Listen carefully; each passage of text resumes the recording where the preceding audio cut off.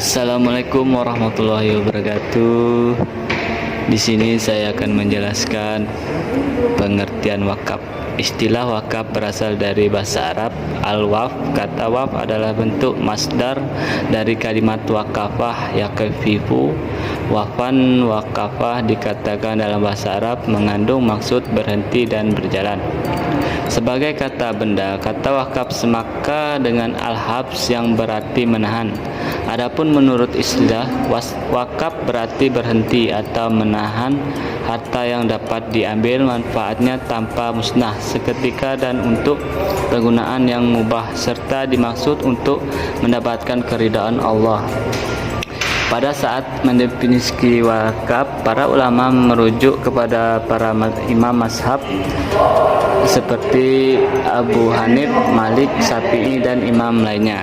Pertama, definisi menurut mazhab Hanafi, wakaf yaitu menahan benda wakif orang yang berwakaf dan menyedekahkan untuk kebaikan. Menurut mazhab Hanafi, mewakafkan harta bukan berarti meninggalkan atau melepaskan hak milik secara mutlak.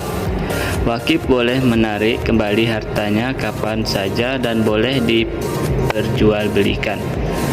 Kedua, menurut definisi wakaf mazhab Maliki adalah menjadikan manfaat harta wakif baik berupa sewa atau hasilnya untuk diberikan kepada yang berhak secara berjangka waktu sesuai kehendak wakif.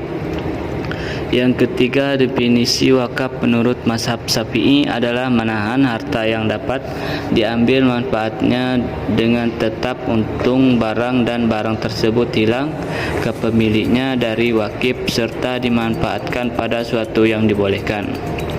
Keempat, definisi wakaf yang dikemukakan mazhab Hambali yaitu menahan secara mutlak kebebasan pemilik harta dalam menjalankan hartanya yang bermanfaat dengan tetap utuh harta dan memutuskan seluruh hak penguasa terhadap harta. Sedangkan manfaat harta adalah untuk kebaikan dalam mendekati diri kepada Allah.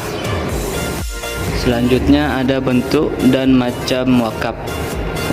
Wakaf untuk kepentingan si kaya dan si miskin dengan tidak berbeda.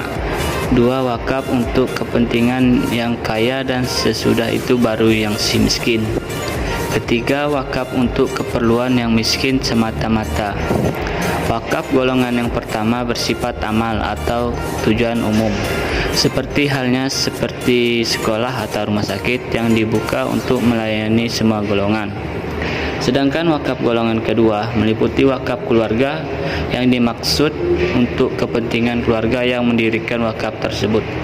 Dan golongan ketiga adalah wakaf yang semata-mata melayani golongan yang tidak mampu, seperti halnya lembaga yang khusus membagikan bahan makanan, pakaian, dan obat-obatan bagi kalangan yang tidak mampu.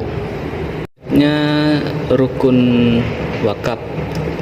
Dalam perspektif Islam, untuk adanya wakaf harus diterpenuhi rukun atau unsur wakaf meliputi 4 hal. 1. Orang yang berwakaf sebagai subjek wakaf atau wakif. 2. Benda yang diwakafkan sebagai objek wakaf atau makuf bin makuf. Ketiga, makuf Allah atau tujuan wakaf. 4. Penerima wakaf atau nasir wakaf.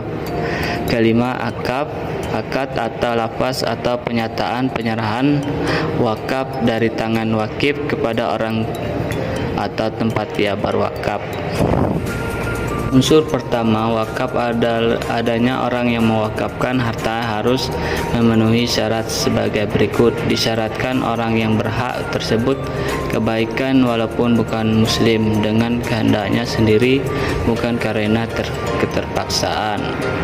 Adapun kesimpulan dari materi yang saya bahas tersebut adalah setelah diuraikan secara keseluruhan melalui pengajian Al-Quran, hadis, serta memperhatikan pendapat para mazhab dan mempelajari Undang-Undang Nomor 41 Tahun 2004 tentang wakaf, maka dapat diambil kesimpulan yang berkenan dengan wakaf dengan wasiat.